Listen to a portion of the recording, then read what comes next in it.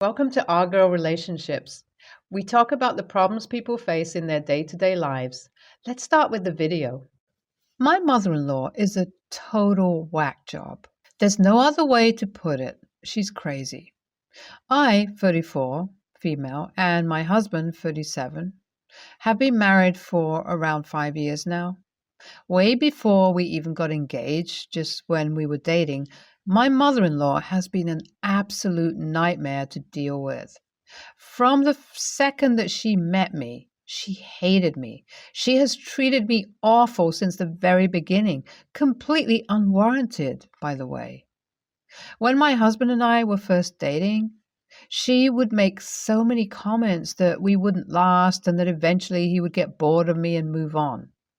This continued even after 3 years of me and him being together. She just would not surrender the idea that we would soon break up. But to her dismay, he proposed and we got engaged. His father, sister, 35 female, and brother, 39 male, were all very excited for us, and they have always been very supportive. But his mother was so salty, and she made no effort to hide it. She expressed how disappointed she was in front of everyone, which was the most ridiculous thing ever. But by then, I was used to it, so I didn't give a shit. Thankfully, the rest of my husband's family are very nice and have always done their best to make me feel welcome. My husband and his siblings are very close, and he adores them. And often when their mother is being too much to handle, it's my husband who sticks up for them. My sister-in-law is also married, and my mother-in-law gives her spouse a hard time too. And while that sucks, it's nice to have someone else who understands what I'm going through. My mother-in-law also made the wedding planning so daunting, since she would constantly demand things to be done her way. She wanted to pick the venue, the dress, the food, the theme, and everything that you can think of, which made the whole situation very stressful. It got to a point where I was very close to calling off the wedding because they had become way too much. But we pulled through, and the wedding went off without any major problems. My mother-in-law made a couple of rude comments about my body, but my mom and my sister-in-law both yelled at her and kicked her out of the room. Besides that little hiccup, our wedding went great. I thought that after my husband and I married, maybe my mother-in-law would finally give up her tirade about how we weren't going to last and we could maybe start to get along. I was very, very wrong. She just wouldn't give up the idea that someday my husband would wake up and realize that I wasn't good enough for him and we were going to divorce. She would so often drop comments about how my husband could do better, that he could be with someone who could give them kids, I'm infertile, and would try to offer up different women available that he could leave me for. And for those of you worried, yes, my husband stands up for me. Whenever she starts with her offensive comments, he will shut her down immediately, and if it gets too bad, we'll leave, and he will not contact her until she apologizes to me. So while her attitude doesn't change, at least my husband does stick up for me. He's offered to cut all contact with her if I want it, but I don't want to be the reason he no longer has a relationship with his mother, so I've always told him that it was fine and unnecessary. Besides, I was already used to her attitude, so it didn't faze me as much. Due to my mother-in-law's attitude, though, we did not visit her often, and we only go sometimes for special occasions, such as holidays or birthdays. I feel bad for my father-in-law since he's a pretty okay guy. But we had to put these boundaries because my mother-in-law is too much to handle. This goes for my sister-in-law, brother-in-law as well. They avoid visiting her as much as they can. Though when we do go, we're all usually there and it's nice to hang out with them. This past weekend, we all went over for my father-in-law's birthday so that we could celebrate with them. We were all there, which was very nice, and we had a very good time. My mother-in-law still had her attitude as always, but we all did our best to ignore her and put our focus on the birthday man since we didn't want to give her any more attention than we needed. We left when the party was over and everything seemed to be okay. Nothing of note happened during it, at least to our knowledge, because apparently my mother-in-law really messed up.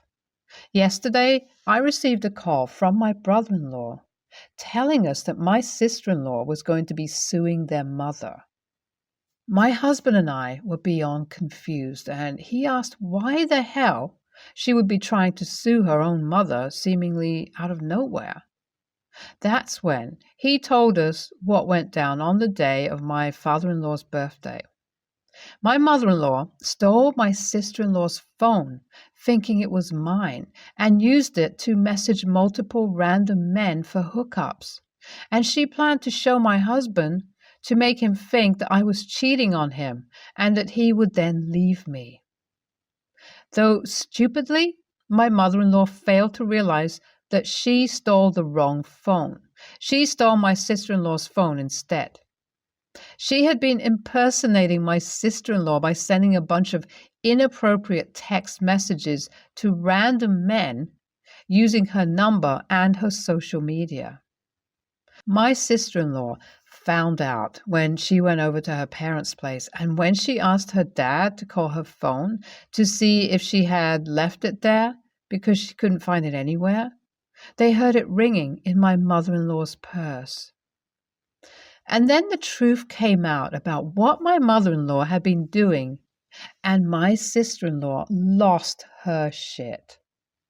According to my father-in-law, who told my brother-in-law later what had happened, she started screaming at my mother-in-law, screaming and calling her the crudest things possible, and ended it by saying that she was going to sue her for identity theft and defamation. My mother-in-law is now losing her mind and is angry at me because somehow I caused all of this, despite her being the one who stole the damn phone in the first place. My mother-in-law has sent many voice messages to my husband, calling me the stain in their lives and that it's because of me that she felt she needed to try something like that. It's so stupid, and my husband is beyond furious with her. I highly doubt that it was my fault at all, but what's your guys' opinion? You guys are hilarious with your replies. Thanks to everyone who reached out. I have some tea after a couple of weeks, so get ready for it. My sister-in-law is not backing down, and she is going to sue my mother-in-law's ass. Like, we have tried to convince her not to, but she is determined, and she is done with the wicked witch's evil acts. My mother-in-law kept trying to pin me and blame me for this entire situation, but my husband quickly shut her down, and he has gone no contact with her. He's blocked her on everything. I've also blocked her, so she tried contacting me as well, and my sister-in-law, brother-in-law, and their partners have gone no contact with her mother as well. From what my husband has heard from his father, she is losing her shit.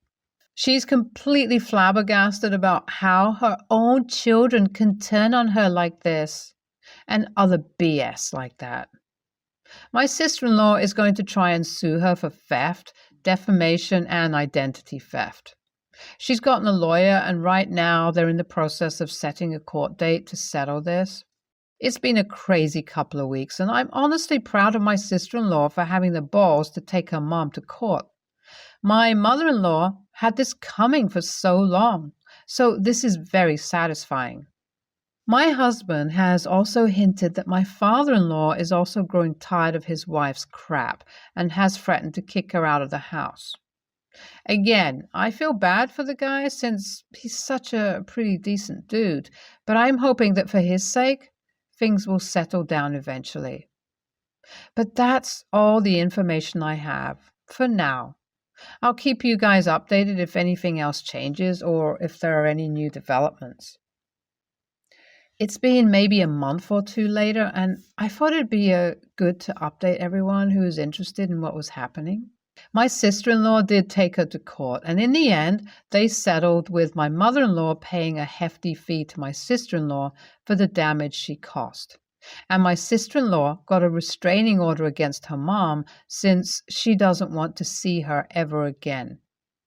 It's a sad situation, but I understand why. After so many years of toxicity from my mother-in-law, anyone would get tired. My father-in-law has also decided to file for divorce since he cannot stand her anymore. And my mother-in-law lost it when he served her with divorce papers. She apparently ripped them up, and when he tried to leave, she locked the door and tried to force him to stay. So he had to call the police, and they came in and removed her from the house.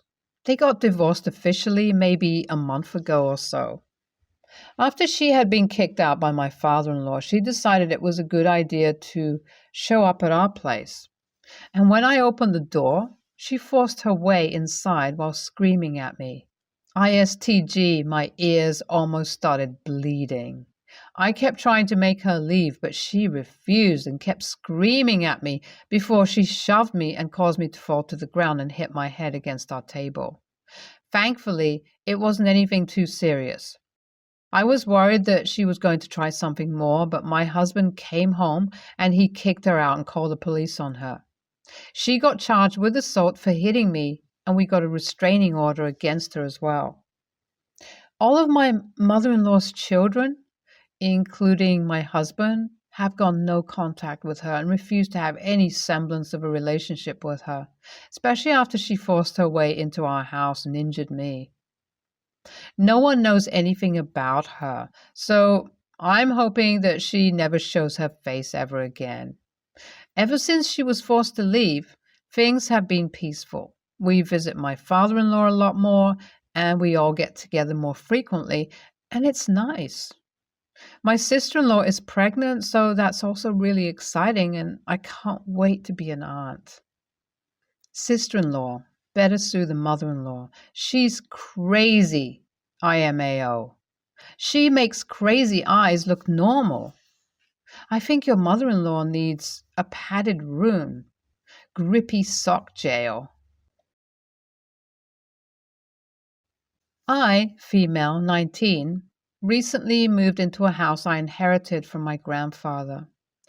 I major in psychology and my university is close to the house, which is why I moved in, as it is just overall easier for me. The house is decently sized with a nice backyard with a high fence and mostly nice neighbors.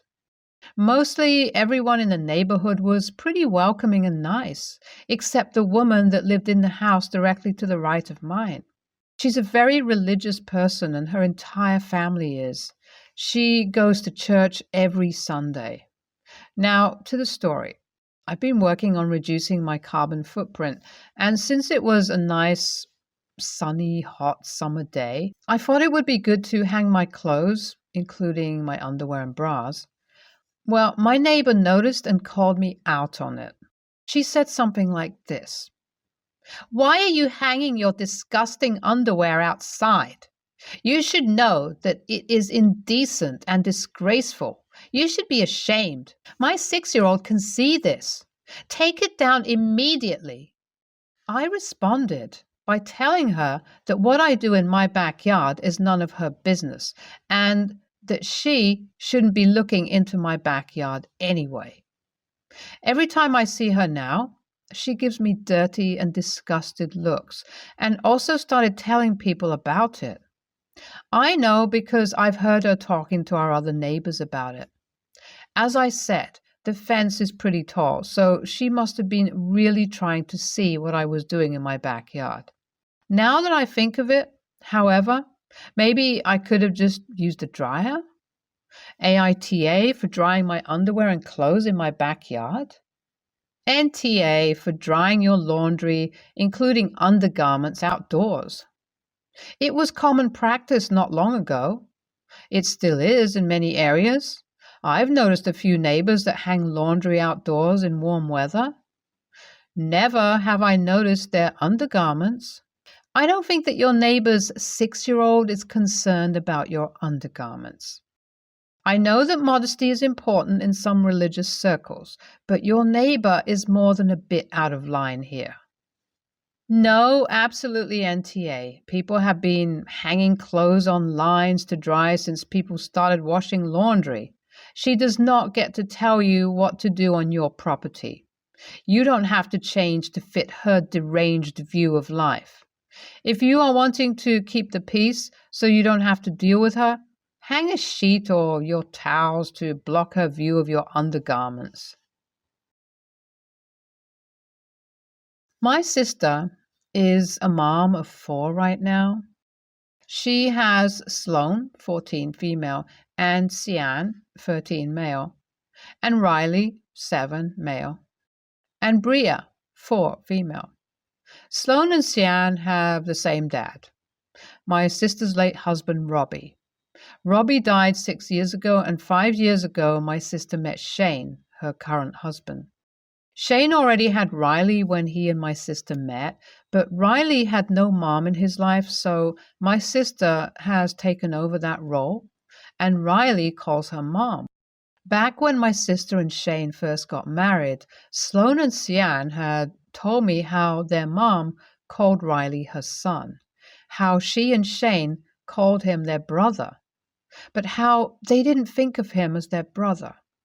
They said that sometimes Shane would be called their dad too, and they didn't feel that way either. They asked me not to tell their mom because she wouldn't like that and would try to change how they felt. I told them they could talk to me if they needed to, and I hoped things would be okay. They said they weren't happy, but they didn't feel the way their mom wanted them to. Over the years, they have talked to me about not feeling a sibling bond like they do with each other toward Riley, and then Bria when she was born. They also don't consider Shane their parent, and even though they call him their stepdad, they do think of him differently than Robbie and my sister. The truth came out a few weeks ago because Sloan made a scrapbook as suggested by her therapist. Both she and Sian have gone to one on and off since their dad died. And my sister went through it and saw that she hadn't included Riley, Bria, or Shane in it, but had included her, Robbie, Sian, and their extended family. She also had stuff about her best friend in there. My sister talked to both her and Sian, and they told her how they felt. She then spoke to us. Afterwards, she told me I hadn't looked surprised, and why was that? I told her that it hadn't surprised me. She said I knew, then asked me how could I not tell her. I'm supposed to be her brother, and I let her continue thinking everything was perfect when her kids were putting up walls around their hearts, and how she could have done more, could have focused more on time between the older kids and the younger kids. I told her that the kids hadn't wanted her to know, and I didn't want them to feel like they couldn't talk to me. She said it was no excuse. She told me I had failed as an uncle to all 4 by allowing this distance to grow. AITA? NTA, distance didn't grow. It was always there. Your sister created the distance by trying to force them into a mold that suited her new family and making them feel like they had to feel she wanted them to. You did right, and you should continue to be a safe adult for those kids. They will need it. My wife and I got married on the Saturday before Halloween and just returned from our honeymoon, and still can't come to an agreement about this issue. We always wanted a Halloween wedding, but didn't want to get married on a Monday night for multiple reasons. However, if Halloween had fallen on a Saturday, we could have gone with it. Anyway, during the wedding, there was a conversation about having a wedding on an actual holiday, and my mom said she wouldn't have come. Everyone was kind of shocked and asked her to clarify. My mom said people who get married on holidays are selfish, and she would never take trick or treating away from my sisters when we could have chosen any other day. She said kids really only get about 12 to 14 Halloweens to trick or treat, and she wouldn't take that from them for anyone. My wife and her whole family were horrified. Honestly, I wasn't surprised. I knew she felt that way, and she had actually previously missed her sister in law's wedding as it was on NYE. My wife told my mom she was being rude, and who says that in front of the bride? She said she was also playing favorites, and if our wedding is that unimportant, she can leave. My mom was like, "It isn't Halloween though, so it is a non issue." But my wife was upset. She asked me in private to make her leave, and I declined. I felt that my mom was not disrespecting us specifically, just giving her opinion, and I wasn't kicking my mom out of my wedding over a hypothetical situation. We by no means spent the honeymoon fighting over this, but I was wondering, as she still feels strongly that I should have kicked her out. NTA, she was just stating her opinion, and as she said, it's a non issue since it's hypothetical. She also wasn't playing favorites in any conceivable way since she said she'd feel the same for anyone, and because she already missed sister in law's wedding when it took place on a holiday. I do see her point. I wouldn't call people who have holiday weddings selfish per se, but I can see why she'd want to preserve Halloween memories for the kids since they don't have, very many growing up. She didn't say she tried to make you change your mind if the date did fall on Halloween. She would respect that, but just choose not to attend. NTA, and I actually agree with your mom, even though I went into this expecting otherwise. Couples can do what they want for their wedding, but I can think they suck for taking a holiday away from their guests. That being said, I'd still go and wouldn't say anything if it was someone close to me, but I did turn down a Halloween wedding last year for a couple I barely know. It was extremely overkilling of your wife to ask you to kick your mother out of the wedding. That's absurd. She just gave her opinion, and since it wasn't on Halloween, so it didn't get in the way. What's the big deal? NTA. Neither is your mom. She was asked, and now your wife wants to punish her for being honest? I agree with your mom. I got married on Valentine's Day. Biggest mistake. We haven't gone out to celebrate in years. It's too crowded. Everyone else has plans. Couldn't even do the 25th party. I would never recommend it. And I assume when she was asked why, she probably felt like explaining it so people understood it wasn't personal.